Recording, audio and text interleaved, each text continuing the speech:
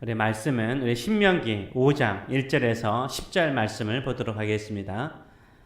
모세가 온 이스라엘을 불러 그들에게 이르되 이스라엘아, 오늘 내가 너희의 귀에 말하는 규례와 법도를 듣고 그것을 배우며 지켜 행하라.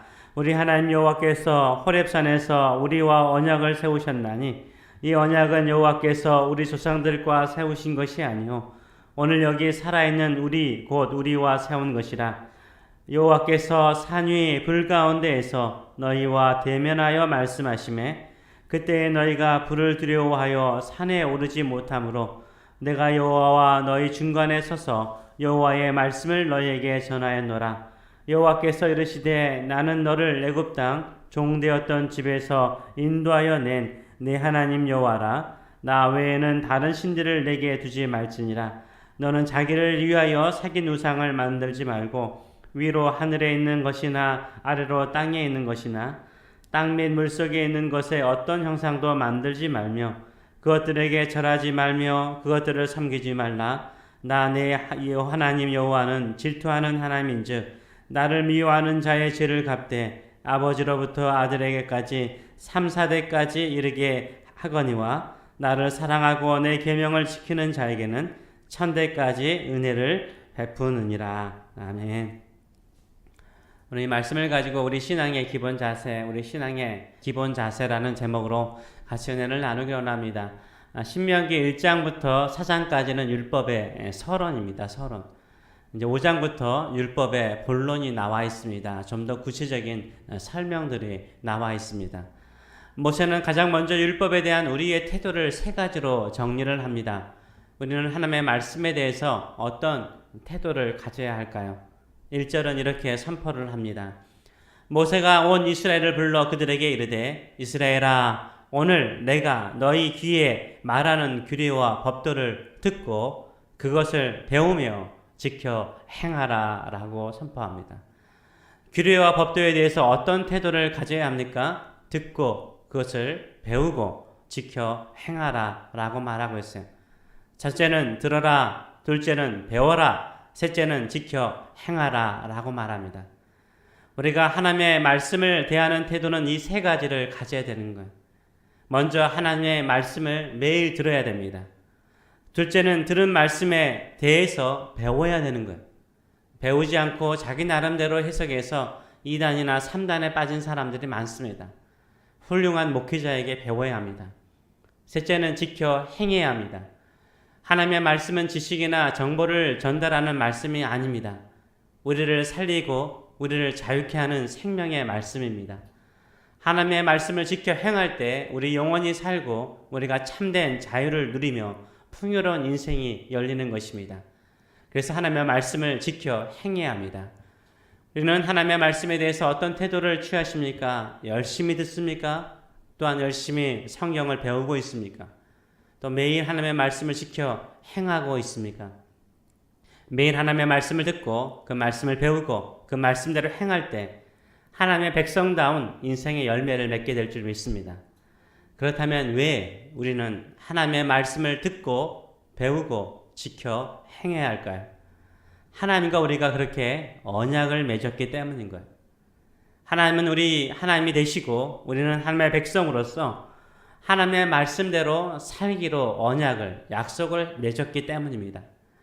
이스라엘 백성이 천지를 창조하신 전능하신 하나님과 언약을 맺을 자격이 있습니까? 없습니까? 없죠. 그런데 하나님은 이스라엘 백성과 특별한 조건하에 언약을 맺으셨어요. 약속하셨어요. 모세는 이스라엘 백성이 어떤 조건 하에서 하나님과 언약을 맺었다라고 말합니까? 첫째는 이 언약은 우리 조상이 아니라 오늘 살아있는 우리와 세운 언약이라고 말하고 있어요. 다시 한번 호렙산에서 신의 산에서 하나님께서 너희와 직접 세운 언약이라고 말씀해요. 둘째는 여호와 하나님께서 호렙산 불 가운데서 직접 이스라엘 백성과 모아여 대면하여 말씀하셔서 맺은 언약이라고 말합니다. 셋째로는 이 언약은 애굽 땅 종되었던 집에서 구원해 내신 후에 하나님께서 맺은 언약이라고 말하고 있어요. 전능하신 하나님께서 이스라엘 백성과 언약을 맺은 그 자체는 엄청난 축복이죠. 직접 오셔서 말씀하시고 맺은 언약이기 때문에 이스라엘 백성들에게는 엄청난 영광이죠. 우리도 이스라엘 백성들처럼 하나님과 언약을 맺었습니다. 어떻게요? 우리 주님은 우리의 부모나 우리 형제들과 언약을 맺은 것이 아니라 우리 각 사람 한 사람과 언약을 맺었어요. 한 사람 한 사람에게 찾아오셨어요. 둘째는 불꽃 가운데서 나타나셔서 직접 이스라엘 백성과 대면하여 말씀하신 것처럼 불같은 성령께서 우리 안에 직접 찾아오셔서 우리를 거듭나게 하시고 복음을 직접 듣고 살아나게 하셨어요. 셋째는 종되었던 이스라엘 백성을 애굽에서 구원하신 것처럼 우리 주님은 죄의 종이었던 우리를 구원하시기 위해서 십자가에서 죽으시고 부활하셨습니다. 그리고 우리의 구세주가 되셨습니다. 이스라엘 백성이 호렙산에서 하나님과 언약을 맺었다면 우리는 말씀이신 예수 그리스도의 십자가의 구속과 부활의 복음을 듣고 성령으로 거듭나서 하나님의 자녀가 되었습니다. 우리 또한 예수님의 피로 맺은 언약 백성이 되었습니다. 이것을 믿습니까? 아멘. 이렇게 구원받은 우리는 어떻게 하나님을 섬겨야 할까요? 이렇게 구원을 받았고 언약을 맺은 우리는 하나님을 어떻게 섬겨야 할까요? 가장 먼저 하나님을 사랑해야 하는 거예요. 사랑해야 하는 거예요. 하나님을 사랑하기 때문에 하나님 외에 다른 신들을 섬겨서는 안 되는 거예요. 우리는 오직 주님만을 섬겨야 하는 겁니다. 우리를 구원하신 예수 그리스도와 성부 하나님과 성령 하나님만을 섬겨야 하는 거예요. 그래서 우리는 우상을 만들어서는 안 되는 거예요. 왜 사람들은 우상을 만들고 섬깁니까? 8절은 이렇게 말하잖아요. 자기를 위하여 우상을 만들지 말라 그래요. 자기를 위해서 우상을 만드는 거예요. 나에게 우상이 있다면 그것은 내 자신을 위한 거예요. 하나님을 위해서 우상 만들지 않잖아. 내 자신을 위해서 우상을 만드는 거예요. 하나님을 사랑한다면 나에게 우상은 있을 수가 없는 거예요. 내 자신을 위해서 혹시 만든 우상이 있습니까? 그것은 무엇입니까? 주님보다 더 사랑하는 나의 우상은 무엇입니까? 우리가 우상을 만들어서 주님보다 더 사랑하고 더 섬긴다면 질투하신 하나님으로부터 징계를 받습니다. 우상을 섬기고 따르는 것을 하나님은 하나님을 미워하는 죄로 여기세요. 하나님을 미워하는 죄로 여기세요. 그래서 징계하세요.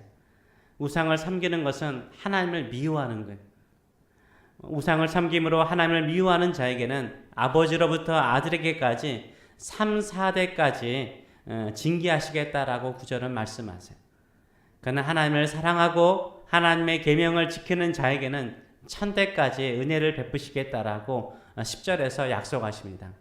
징계는 짧고 축복은 영원한 하나님의 마음을 우리가 알아야 합니다. 사람 사이에도 여러 언약을 맺죠. 그 중에 사랑하는 사람끼리 맺는 언약 가운데 하나가 바로 결혼서약, 결혼 언약이죠. 왜 사랑하는 사람끼리 언약을 맺습니까? 사랑하는데 무슨 서약까지 필요해요?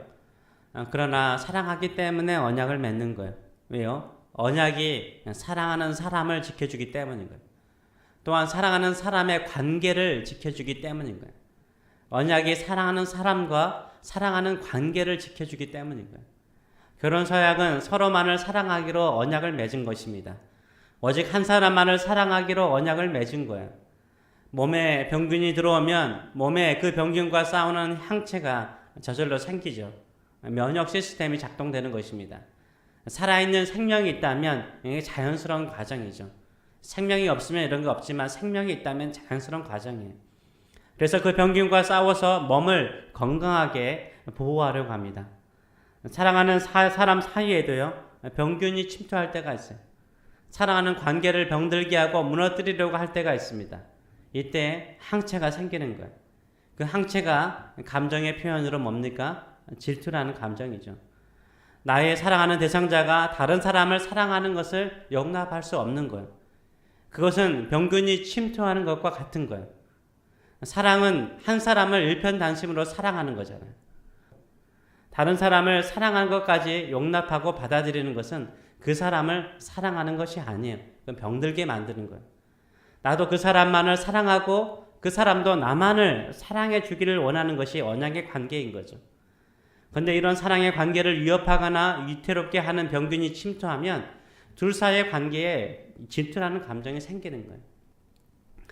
최근 어느 TV 프로그램에서 가수 노사연 씨가 남편 김무성 씨와 대판 싸운 사연을 들은 적이 있습니다.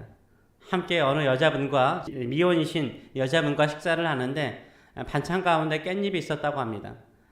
그 여자분이 깻잎을 먹으려고 젓가락을 대니까 김무성 씨가 곧바로 자신의 젓가락을 대주었대요. 김무성 씨는 그 여자분을 배려한다고 한 행동이지만 아내인 노사연 씨가 볼 때는 매우 불쾌했던 거죠. 김무성 씨는 노사연 씨의 남편이죠. 아내의 필요를 채워주기 위해서 아내에게 친절하고 잘 섬기는 것은 당연한 것입니다. 그런데 아내가 바로 앞에 있는데도 불구하고 아내에게는 무관심하고 미혼인 다른 여자에게 과하게 친절하는 것은 나쁜 거예요. 이들 사이에 병균이 침투한 것과 같은 거죠. 이것을 보고 불쾌하게 생각하고 화를 내는 노사연 씨가 속이 좁거나 배려가 없거나 질투가 너무 심하다라고 생각할 수 있습니다. 그러나 제가 볼 때는요, 노사연 씨는 김무성 씨를 무지 사랑한 거예요. 사랑하기 때문에 항체가 발생한 거예요. 사랑하기 때문에 질투가 생기고 화가 나는 거예요. 당연한 거예요. 항체가 생긴 거죠. 내가 사랑하는 사람이 나만을 사랑하고 나의 필요를 채워주기를 원하는 것은 이기적인 것이 아니라 당연한 거예요. 그렇게 언약을 맺고 결혼 생활을 하는 거잖아요. 하나님께서 왜 질투하신 하나님이라고 표현하실까요? 우리를 오직 우리만을 사랑하시기 때문인 거예요.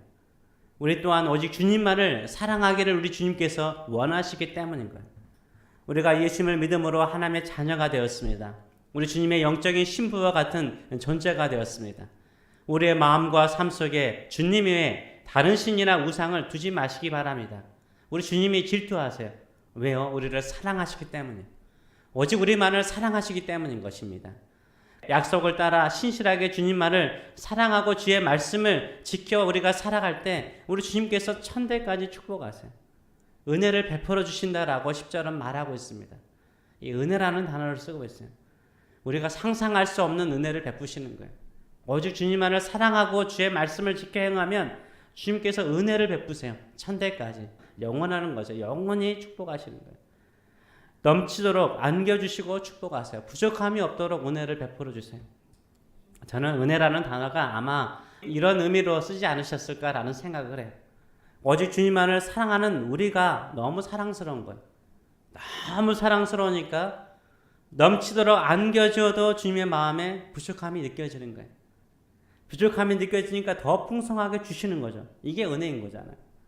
오늘 또 언약 백성으로서 주의 말씀만을 듣고 그 말씀을 배우고 그 말씀을 지켜 행함으로써 오직 주님만을 신실하게 섬기고 오직 주님만을 변함없이 사랑하시는 주의 백성이 되시길 축원합니다. 아멘. 기도하겠습니다. 살아계신 하나님 아버지, 우리가 누구입니까? 전능하신 하나님께서, 천지를 창조하신 하나님께서 미물과 같은 우리를 사랑하셔서 예수 그리스도를 이 땅에 보내시고 그 십자가의 보혈의 능력으로 우리를 주의 자녀로 삼으시고 또 언약 백성으로 삼아주신 것 진심으로 감사함을 드립니다. 주께서 생명을 주기까지 우리를 이렇게 사랑하셨는데 우리도 우리의 생명과 우리의 삶을 가지고 주를 사랑하는 자 될 수 있도록 인도하여 주시옵소서. 우리가 이 땅에 살아가면서 주를 사랑하는 길이 무엇입니까? 오직 주님 한 분만을 섬기게 하여 주시고 주께서 우리에게 말씀하신 그 말씀을 듣고 배우고 또 그 말씀대로 행함을 통하여서 하나님의 은혜가 넘치는 인생, 하나님께서 사랑하시기 때문에 주고도 부족함을 느끼셔서 더 주고자 하는 그런 주님만을 사랑하는 우리의 인생들이 될 수 있도록 축복하여 주시옵소서. 감사드리며 예수님의 이름으로 기도합나이다. 아멘.